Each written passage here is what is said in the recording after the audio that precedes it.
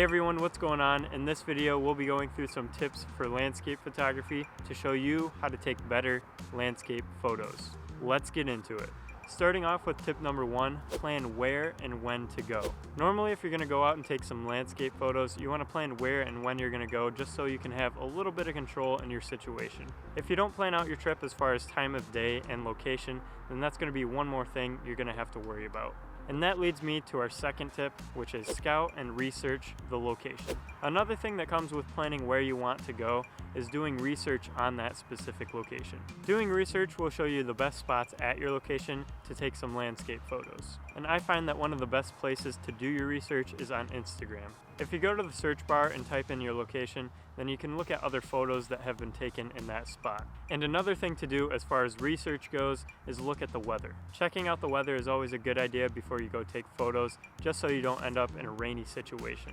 Or maybe you're looking for that rainy situation, but you won't know unless you look at the weather. So just make sure you do your research. And that leads me to the next tip, which is to be patient. I'll tell you right now that landscape photography is a lot of waiting around for just one picture. And sometimes you'll even wait around for that one picture and won't even end up getting it because the lighting's bad or the composition's bad or whatever.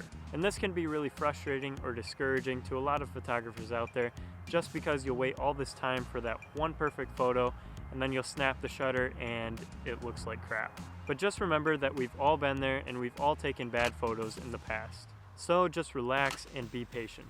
And now for my fourth tip, set your camera to the best settings. If you're new to landscape photography and don't know where to start as far as settings go, a good rule of thumb is to shoot in RAW format. Normally choose a mid-range aperture like anywhere from f8 to f16.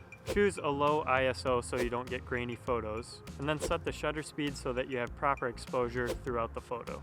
Also, if your shutter speed is too slow, just make sure you throw your camera on a tripod. Alright, and now moving on to tip number 5, use an ND or polarizing filter. Now an ND filter is basically just sunglasses for your camera. That's what everyone always uses as an analogy for them. And what they allow you to do is lower your shutter speed super low so that you can get some motion blur in your photo. And this will cause motion blur in things like water and clouds, which is usually a desired look in most landscape photography. And then you have a polarizing filter, and what this is supposed to do is cut through reflections like water and glass. And now for my next tip, shoot during golden hour. Now almost everyone knows about golden hour, so I'm not going to talk about it that much, but it's basically that first hour of sunrise and that last hour of sunset where the light just looks super golden and yellow on just about everything. Now for tip number 7, compose the photo. I know what you're thinking, come on Jacob, how is this even a tip? Well, composing your photo isn't the tip, it's how you compose your photo. And there's a few basic rules in photography when it comes to composing your photo. And some basic composition tips are to use the rule of thirds or leading lines. The rule of thirds are imaginary grid lines that go vertically and horizontally throughout your frame, and usually you want to compose your subject along one of those lines or at one of those intersections on the lines. And then leading lines are anything in your photo that point to your subject or lead up to your subject, and this could be anything like a road, a fence, a tree, any line basically that points at your subject. And then another thing to keep in mind when you're composing your photo is to take the same photo but at different spots throughout your location. This will change up your viewpoint and you won't be getting just the same boring old photo as everyone else. Which leads me to tip number 8, find movement. Movement can basically be anything you want. It could be running water, it could be clouds floating in the sky, it could be cars driving by, leaves falling, basically anything. And this usually helps bring your photo to life, gives it some motion, and gives your viewer something to look at. And you can even get creative and use that movement to create some leading lines in your photo. And now for my next tip, focus on the small details. What I mean with this is that you don't always have to shoot with a wide angle lens. You can sometimes use a telephoto lens and zoom in on just one part of the landscape and focus on that one main detail. And sometimes this is even more powerful than taking a wide angle photo of the whole landscape, because sometimes those wide angle photos can just have too much going on in them and it's really distracting to the viewer.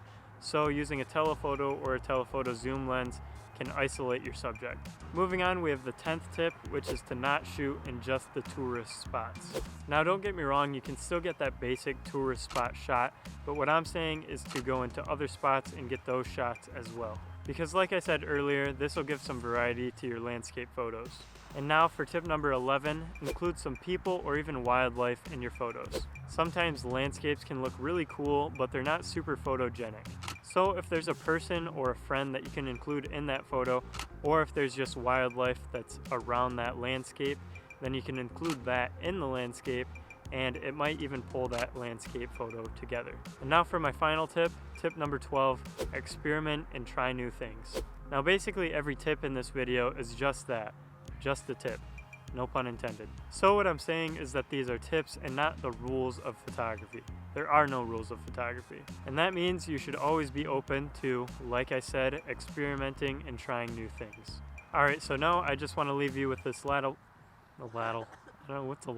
Alright, now I just want to leave you with this last little piece of advice. Landscape photography can be tough for a few reasons. The weather doesn't cooperate, the composition just doesn't work out, but those are things you can't really control. The one thing you can control is your patience. Landscape photography can be really frustrating if you do lack patience.